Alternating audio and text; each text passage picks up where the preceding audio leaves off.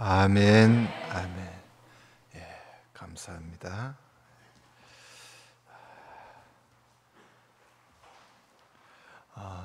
1948년이죠. 1948년 7월 4일 주일입니다. 주일 저녁이죠. 7월 4일 주일 저녁에 우리 교회가 창립 예배를 드렸습니다. 지금으로부터 72년 전 창립 예배를 드렸는데 그날이 주일 저녁이었습니다.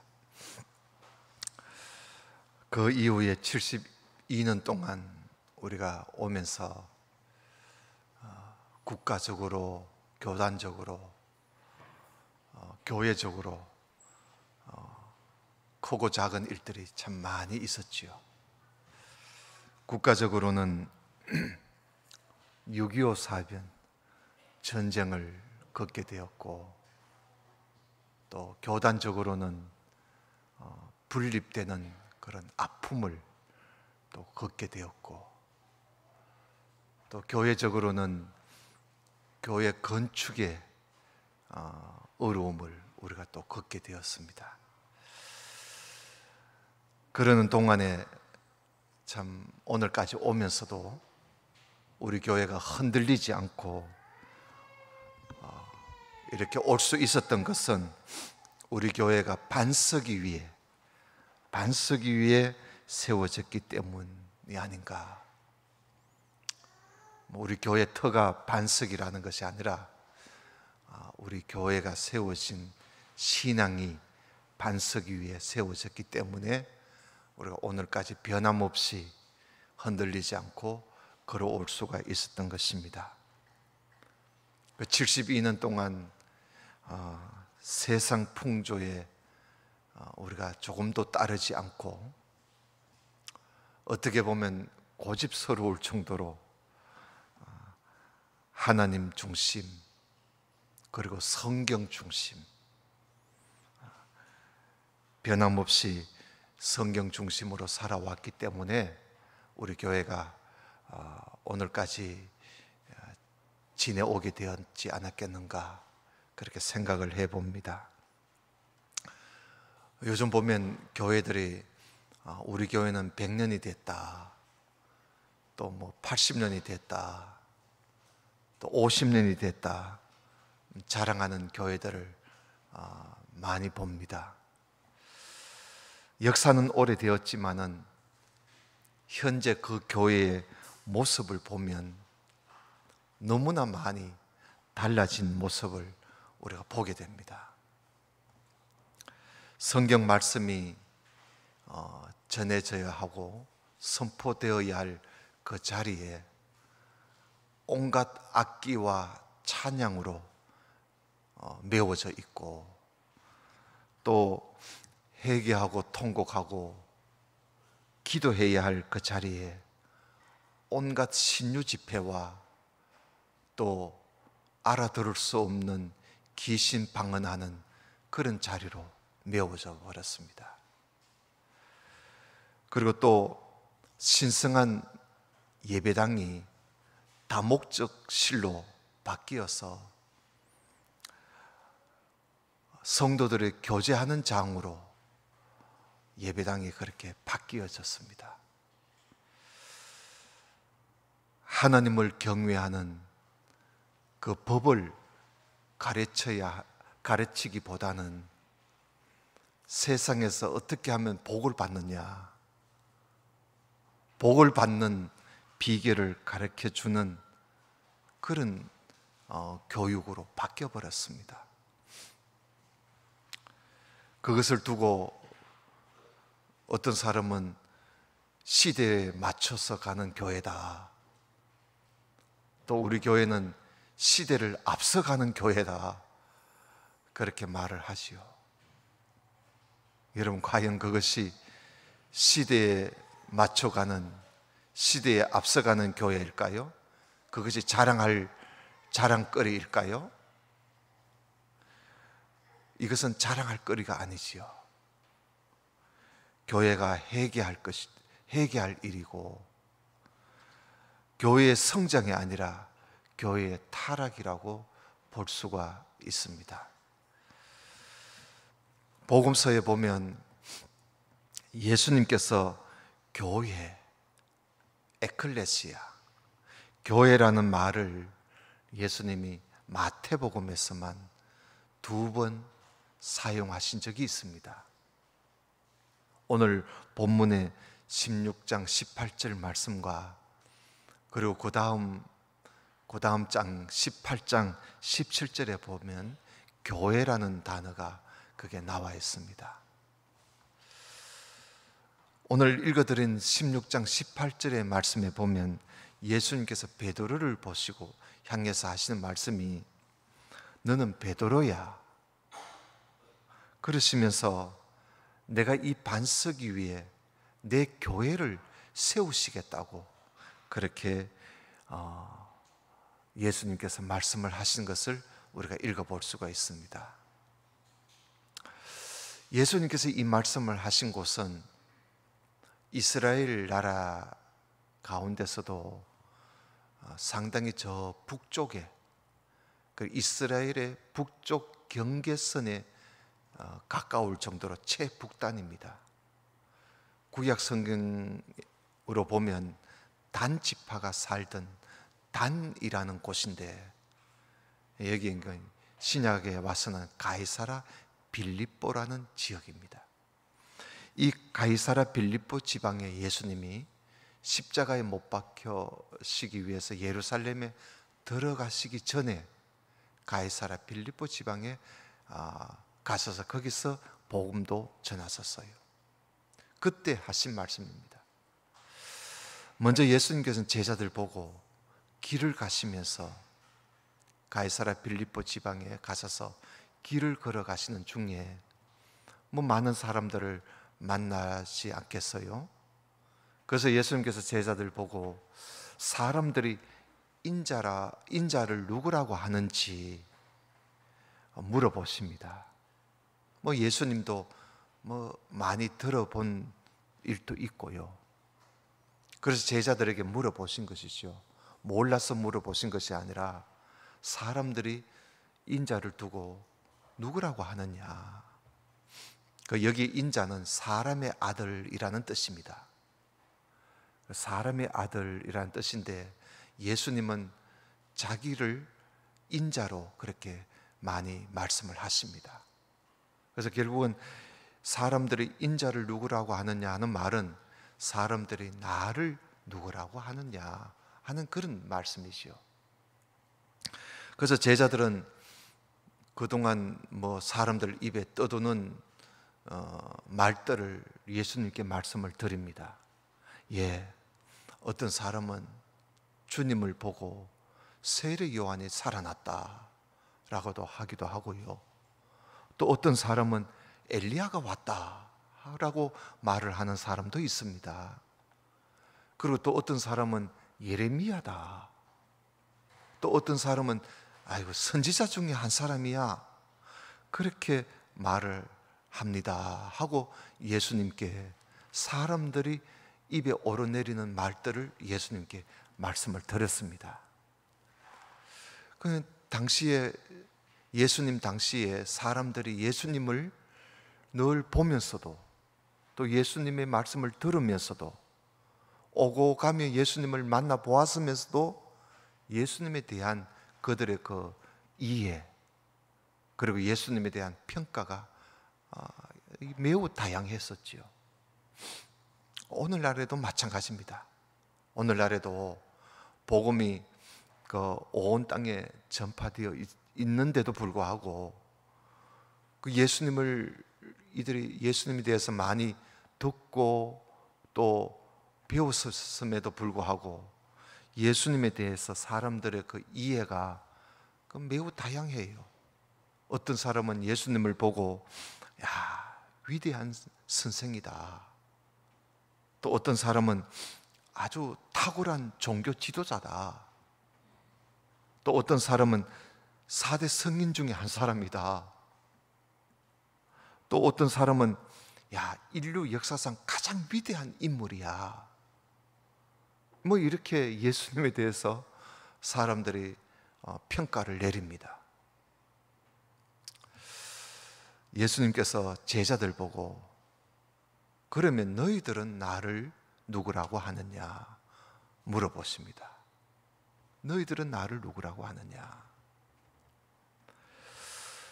그렇게 예수님께서는 그동안 예수님을 3년 동안 따라다니면서 배운 그 제자들에게 그 너희들은 예수님에 대한 생각이 어떻냐? 예수님을 뭐라고 너희들은 생각하고 믿고 있느냐? 그 물어보신 것이죠. 그 3년 동안 그 예수님과 함께 했으니까 예수님이 한번 물어볼 만도 해요. 그렇지 않겠어요? 이게 뭐 무리한 질문이 아닙니다. 이제 3년 동안 예수님을 따라다녔으면 예수님이 어떤 분이신지를 대답 정도는 할 줄 알아야 되지요. 이제 그 제자들이 이제 대답을 해야 할 때가 된 겁니다. 됐기 때문에 예수님이 물어보신 거예요. 오늘날 예수님께서 우리 보고 우리는 예수님을 믿은 지가 뭐 1년 된 사람도 있겠고 5년 된 사람도 있겠고 10년 된 사람도 있겠고 30년이 된 사람도 있겠고 50년이 된 사람도 있겠지요. 그 이상도 있을 것입니다. 그러한 우리에게 예수님께서 너희들은 나를 누구라고 하느냐 하고 물어보신다면 여러분 우리는 어떻게 대답을 하시렵니까? 뭐 대답은 다 각자 다 하실 수가 있겠지요. 또 우리가 또 대답을 또 해야 되고요. 그만큼 믿었으면 우리가 예수님에 대해서 이제 알 만큼은 알았잖아요. 맨날 뭐 매년 성경이 새로운 성경이 나오는 것도 아니고 한 성경이에요, 한 성경. 그래서 늘 듣고 배우고 하는데 우리가 이제는 예수님에 대해서 바로 대답도 할 줄 알아야 되고 또 신앙 고백도 우리가 할 수 있어야 됩니다. 베드로가 제자들 가운데 베드로가 선뜻 나서서 또 대답을 합니다. 이 베드로의 성격이지요. 그저 뭐 누가 물으면 좀 이렇게 좀 천천히 듣고 천천히 대답을 하면 좋을 텐데 꼭 이 베드로는 먼저 톡 튀어나와서 말을 합니다. 베드로가 주는 그리스도시요 살아계신 하나님의 아들이시니이다. 아주 대답을 참 잘하지요. 예수님께서도 베드로의 이 대답을 매우 만족하십니다. 뭐 고쳐주시는 것도 없잖아요. 매우 만족하세요. 베드로는 예수 그리스도를 바로 알고 있었습니다. 그리고 바로 믿고 있었어요. 예수님을 보고 주라 그러잖아요. 주님. 그리고 주님은 그리스도라고 그러잖아요. 메시아, 그리스도이십니다. 그리스도라는 말은 기름 부음을 받은 자, 구약 성경으로 말하면 메시아입니다. 오실 자. 그리고 살아계신 하나님의 아들이십니다. 그러잖아요. 하나님의 아들이면 하나님이지요. 이 베드로는 예수님을 알기를 모세와 선지자들이 그동안 많이 예언을 해왔던 바로 그 구원자, 그 메시아, 그분이 바로 예수님이라는 거야. 그리고 그분이 지금 살아서 역사하고 계시는 이분은 바로 하나님의 아들이시다. 여러분, 베드로가 정말 대답을 잘하셨어요. 이걸 가지고 우리는 베드로의 신앙 고백이라 그러잖아요. 베드로의 신앙 고백이죠. 아마 제자들도 다 이렇게 알고 있었던 거예요.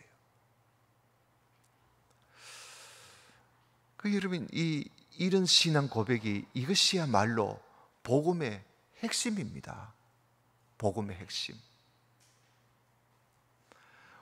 우리의 주 되신 예수님은 그리스도이시고, 그리고 구주이시고 하나님의 아들이 되신다. 이건 우리가 반드시 알고 믿어야 할 복음입니다. 오늘날 우리는 예수 그리스도에 대해서 잘 모르고 있으면 거짓된 자들에 의해서 많이 우리가 흔들리게 돼요. 거짓된 자들은 예수님을 부인하고, 그리고 또 매우 그럴싸하게 거짓말을 꾸며가지고 우리를 유혹하기 때문에 어느 때보다도 우리가 예수님은 주님이시고 그리스도이시고 하나님의 아들이시라는 사실을 우리가 분명히 알고 믿고 있어야 됩니다. 여러분, 우리 가까이에 있는 저 하나님의 교회라는 저 이단 말이죠. 그들은 예수님을 안 믿습니다. 십자가가 없잖아요. 이들은 십자가가 달린 교회를 사들려 가지고 자기들 모이는 처소로 만듭니다. 만들면서 십자가를 끌어내라요. 그래서 십자가가 없잖아요. 우리 칠성동에는 꿀뚝은 있어도 십자가가 없는 저 이단들입니다. 그리고 대구에 또 성행했던 신천지는 신앙 고백이 없어요. 여러분, 신천지는 요즘 교회들이 많이 사용하고 있는 개정성경, 그들은 개정성경을 부정합니다. 우리가 사용하고 있는 옛날 이 성경을 그들은 이걸 사용해요. 이걸 사용하는데 그들만의 성경이 있습니다. 굿 바이블 출판사에서, 여러분 서점에 가면 굿 바이블 출판사에서 내놓은 성경이 있습니다. 그건 맨 개역 한글판인데 그거 여러분 사면 안 됩니다. 여러분, 성경에 보면 그 소제목이 있습니다. 소제목이 있는데 요한계시록 같은 경우에는 이 신천지가 말하는 그들의 교리를 제목을 다 달아놨습니다. 결국은 이만희가 재림주야. 알겠어요? 그 굿 바이블 성경에 보면, 우리 성경 앞장을 표지를 이래 넘기면 주기도문이 있고 사도신경이 있지요. 근데 그 굿 바이블에서 출판하는 성경은 사도신경은 없습니다. 그 신천지는 이 신천지 교회라, 저것도 또 교회라 그래요. 옛날에는 장막이라 그래놓고 지금 교회라 그럽니다. 사도신경을 믿지 않습니다. 그럼 그 교회가 아니에요. 이런 거짓된 자들이 많이 앞으로 더 많이 생길 겁니다. 2단이 나중에 3단, 4단, 9단까지 나올 거예요. 이같이 여러분, 우리가 어느 때보다도 이 신앙 고백 분명히 우리가 가져야 되고, 근데 예수님을 이렇게 알고 믿게 된 이 사실, 예수님께서는 이것이야말로 하나님의 선물이고 하나님의 복이라고 베드로에게 그렇게 말씀하십니다. 여러분, 그 17절 한번 보겠습니다. 예수께서 대답하여 가라사대 바요나 시모나, 이렇게 바요나라는 말은 바는 아들이라는 뜻입니다. 그 요나의 아들 시모나 이런 뜻입니다. 바요나. 바돌로메 나오잖아요. 바돌로메도 그 바는 아들이라는 뜻입니다. 돌레메의 아들 바돌로메, 요나의 아들 바요나, 시모나, 네가 복이 있도다. 그러니까 베드로의 본래 이름은 시몬이에요. 아버지는 요나고, 이를 내게 알게 한 이는, 이를 이렇게 예수 그리스도를 알게 된 이는 너 아버지가 아니야. 너 혈육이 아니고 하늘에 계신 내 아버지가 그걸 알게 해준 거라고 말씀하고 있습니다.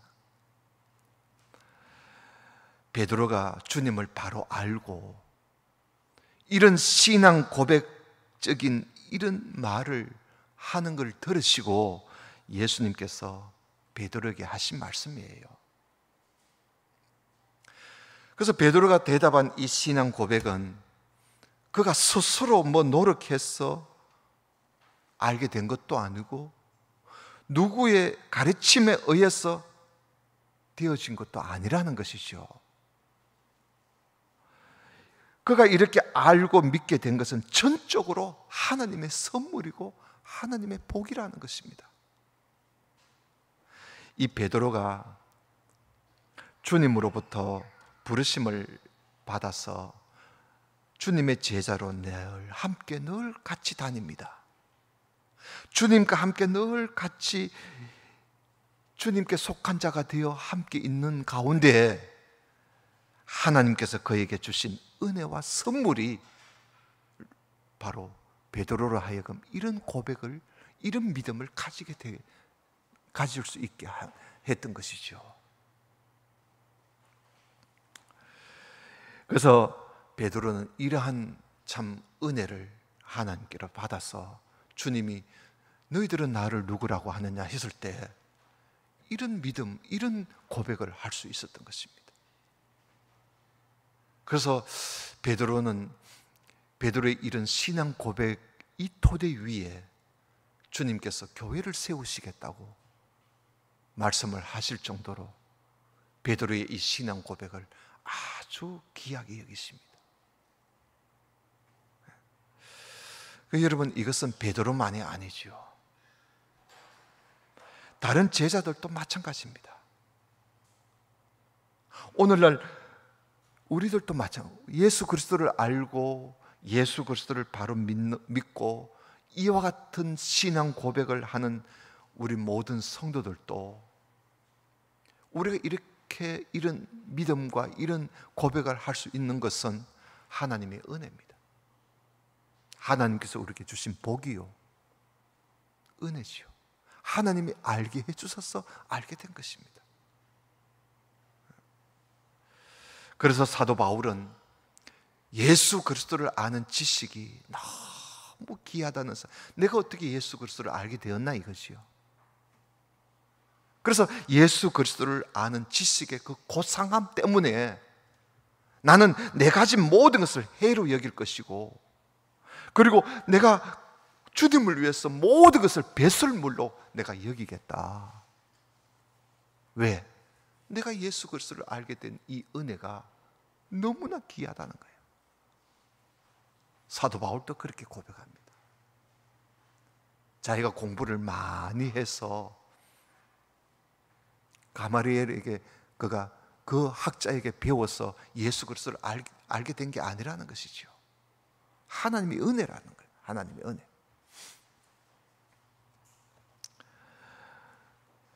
그래서 예수님께서는 이런 베드로의 신앙 고백적인 그 토대 위에 주님이 당신의 교회, 내 교회를 세우겠다고 말씀하십니다.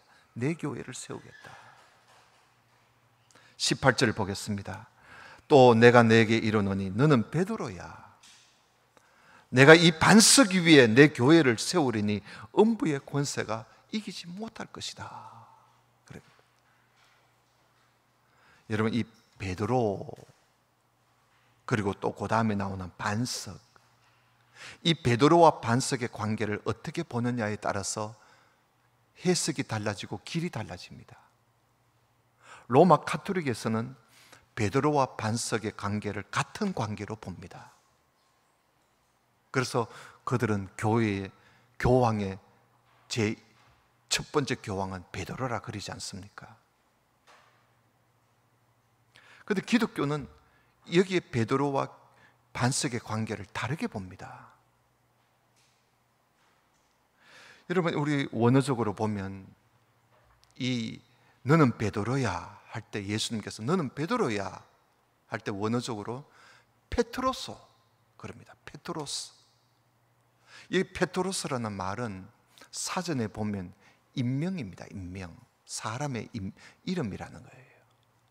그래서 그 첫 글자가 대문자로 되어 있습니다. 다른 명사들은, 다른 동사 명사들은 다 소문자로 되어 있지만 이건 인명이니까 인명, 지명 이런 건 다 첫 글자가 대문자입니다. 너는 베드로야 할 때는 예수님께서 베드로의 이름을 이야기하신 것이죠. 그런데 여기에 페트로스란 이름의 뜻이 돌이란 뜻입니다. 돌, 반석. 그러니까 큰 반석이 아니고 돌입니다. 돌. 너는 돌이야. 기분 나쁘지요. 그런데 이 돌이라는 페트로스란 말은 아주 좋은 이름입니다. 너는 돌같이 흔들리지 않고 강직한 사람이라는 뜻이죠. 너는 돌이야. 이 베드로의 형제 안드레가, 그러니까 베드로가 예수님을 만나게 된 것은 안드레가 전도했어요. 자기 형제 안드레가 베드로를 전도해가지고 예수님께 데리고 갔습니다. 그래서 예수님께서 자기에게 오는 베드로를 보시고 너가 요한의 아들 시몬이냐? 그래요. 거기엔 또 요한이라고 돼요. 요나, 요한. 조금 성경에 조금 그런 부분들이 있습니다. 요한의 아들 시몬, 너가 요한의 아들 시몬이냐? 네가 장차 앞으로 게바가 될 거야. 예수님께서 베드로를 처음 만나서 베드로를 딱 보시더니 너가 요한의 아들 시몬이구나. 네가 앞으로 게바가 될 거야. 여기 게바라는 말은 아람어인데요, 이게 베드로라는 뜻입니다. 베드로, 페트로스라는 뜻입니다. 헬라어로 게바를 헬라어로 하면 페트로스. 네가 앞으로 페트로스가 될 거야. 네가 앞으로 돌이 될 거야. 네가 앞으로 반석이 될 거야. 예수님께서 예언하셨어요. 예수님께서 베드로를 보시자 예수님께서 베드로의 그 참 모습을 보면서 니야, 너가 앞으로 정말 반석이 되겠구나. 미리 일러주신 거예요. 그런데 이제 베드로가 예수님한테 이렇게 고백을 하니까, 이렇게 예수님을 알고 바른 신앙 고백을 하는 것을 보시고 예수님께서 야, 너가 정말 베드로구나. 너는 베드로야. 너는 정말 베드로야. 돌이야. 그래서 주님께서 그 말씀, 베드로에게 그렇게 말씀을 하시면서, 그러니까 네가 베드로가 될 거야. 네가 앞으로 게바가 될 것이야. 3년이 지나 너는 베드로야. 너야말로 베드로구나. 이미 예수님께서 이미 베드로에게 일찍이 베드로가 이런 사람일 것을 알았었어요. 너가 베드로가. 그러면서 예수님께서 이 페트로스의 이름을 가지고 예수님께서 그의 신앙 고백을, 그 이름에 비슷한 단어 페트라가 있습니다. 페트라는 정말 반석이라는 뜻이거든요. 반석. 여러분, 페트라, 요르단에 가면 페트라가 있습니다. 그 페트라, 큰 반석에 거기에 집을 짓고 사는 에서 자손들이 살던 곳인데, 그 페트라라는 말은 큰 한 덩어리의 반석을 말합니다. 예수님은 베드로의 이 신앙 고백을, 베드로의 이름을 가지고 이렇게 페트라라는 이름을, 반석이라는 단어를 쓰시게 된 겁니다. 종종 예수님께서는 어떤 이름, 어떤 지명을 가지고 그 지명을 가지고 말씀을 하신 적이 있어요. 바울도 그런 경우도 있거든요. 오네시모라는 건 유익한 자라는 뜻이거든요. 오네시모. 그걸 베드로가 바울이 빌레몬서에 그 오네시모 이름을 가지고 그가 재밌게, 너는 이전에는 무익한 자가 되었지만 지금은 나에게 너무나 무익한 자가 되었다 하고 그 이름을 가지고 그렇게 글을 쓰거든요. 성경은 그런 내용들이 종종 있습니다. 예수님께서도 그렇게 말씀하신 거예요. 너가 베드로야, 페트로스야. 내가 이 반석 위에, 이 페트라 위에 내 교회를 세우겠다. 그래서 문법적으로 보면 페트로스는, 베드로가 남자니까 남성으로 되어 있습니다. 그런데 이 페트라는 여성 명사로 되어 있습니다. 달라요. 그래서 예수님께서는 이 베드로 위에 교회를 세우시겠다는 것이 아니라 그가 신앙 고백을 한 예수 그리스도의 그 복음의 토대 위에 내가 내 교회를 세우겠다고. 여기에 내 교회라 그러잖아요. 주님의 교회를 세우시겠다는 것입니다. 너의 교회를 세우겠다는 것이 아니라 주님의 교회를 세우시겠다. 교회, 헬라어로 에클레시아라 그럽니다. 주님께서는 여기에 교회를 에클레시아로 이야기합니다. 에클레시아라는 말은 부르심을 입은 자들의 공동체를 말합니다.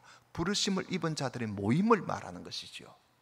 이 위에 하나님의 부르심을 입은 자들이, 공동체가 이 위에서 세워지게 될 것이다. 그게 교회입니다. 세상으로부터 세상에 살던 우리를 하나님께서 세상으로부터 우리를 불러서 하나님의 자녀로 삼아주신, 하나님의 백성으로 부르심을 받은 자들, 그것이 우리들 아닙니까?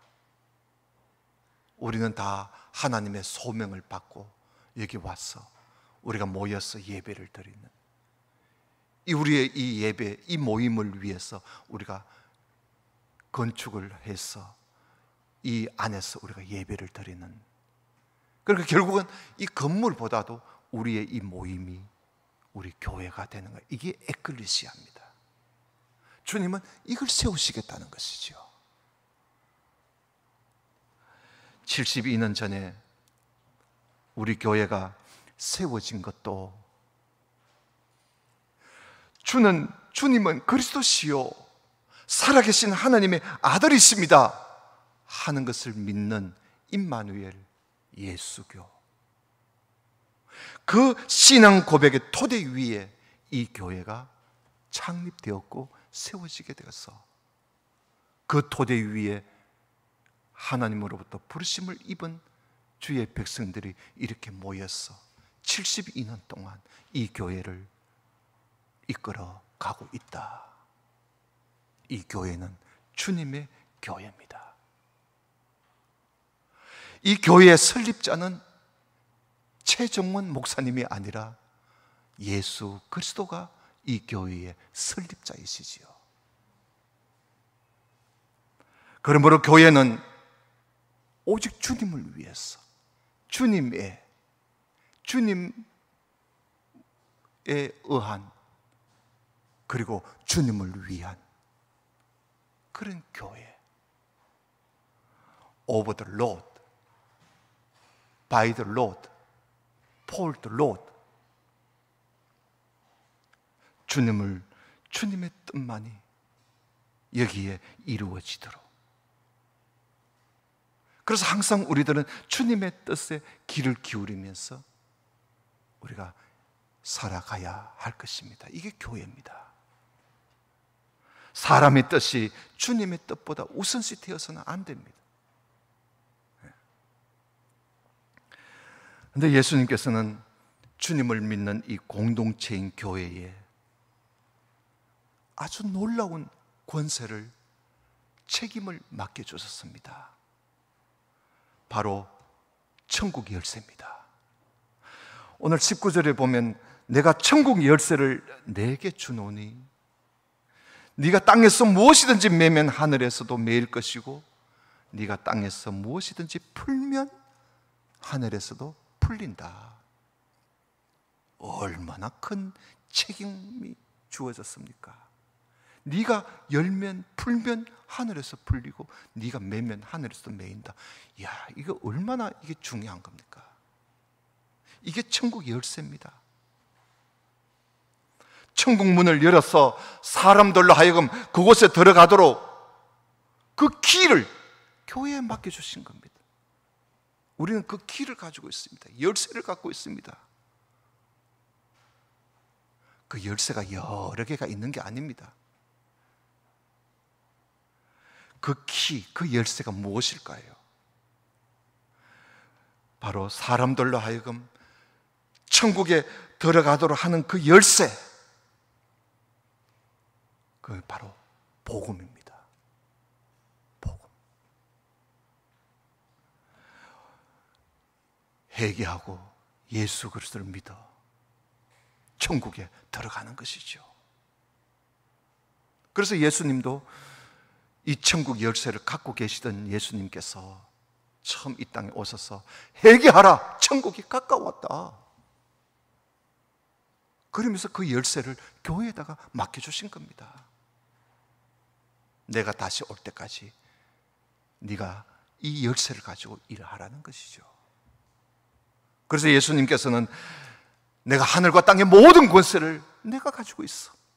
너희들은 모든 족속으로 제자를 삼아서 아버지와 아들과 성령의 이름으로 세례를 주고 내가 너에게 가르쳐준 모든 말씀을 가르쳐 지키게 해서 그들로 하여금 천국에 들어갈 수 있도록 해라. 왜? 네가 열쇠를 갖고 있는 거야. 그래서 교회는 천국의 청직입니다. 복음의 청직입니다. 매우 중요한 책임과 사명을 가지고 있는 것이 우리 교회입니다. 교회가 풀면 하늘에서도 풀립니다.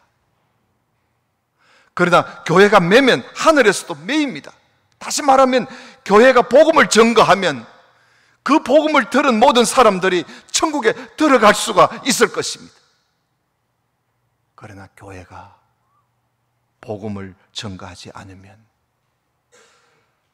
어느 누구도 천국에 들어갈 수가 없습니다.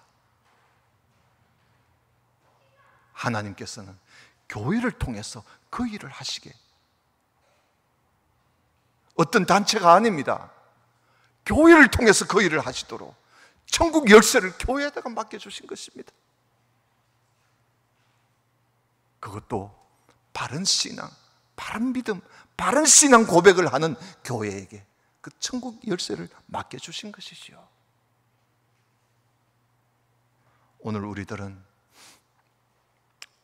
어떤 교회들보다도 우리는 순수하게 성경을 중심으로 믿음의 공동체로서 순수한 믿음을 가지고 이 진리를 지켜간다고 우리는 자부하고 있습니다. 어느 누구보다도 바른 신앙, 바른 고백, 바른 신앙을 가지고 우리가 자랑하며 지내고 있습니다. 하나님은 그러한 교회에게 천국 열쇠를 맡겨주셨다는 사실을 알아야 합니다. 우리가 입 다물면, 우리가 입 다물고 있으면 천국에서도 그 문은 닫혀져 있을 수밖에, 우리가 풀면 천국에서도 풀리는 것이죠. 그래서 교회의 책임은 매우 중요하고 크고 중요합니다. 교회는 천국 열쇠를 맡은 자로서 이 땅의 모든 사람들에게 천국 문을 열어주어야 하는 것이죠. 자기도 못 들어가고 남도 못 들어가게 하는 이런 교회들이 오늘날 얼마나 많은지.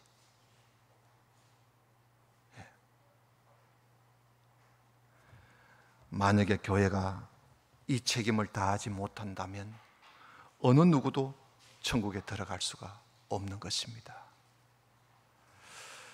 그래서 사도 바울은 고백하기를 내가 복음을 전할지라도 자랑할 것이 없다. 왜냐? 내가 부득불 해야 할 일이기 때문에. 만일 내가 복음을 전하지 아니하면 내게 화가 있을 것이라고. 그는 그런 참 믿음을 가지고 복음을 전가하는 사람이었습니다. 우리는 천국 열쇠를 가지고 있습니다. 그러므로 복음을 전하지 않을 수가 없는 것이죠. 만약에 그렇게 우리가 하지 않는다면 많은 사람들이 잘못 알게 되고 잘못 믿게 되고 또 잘못된 길을 가게 되어서 결국은 지옥에 들어갈 수밖에 없는 것입니다.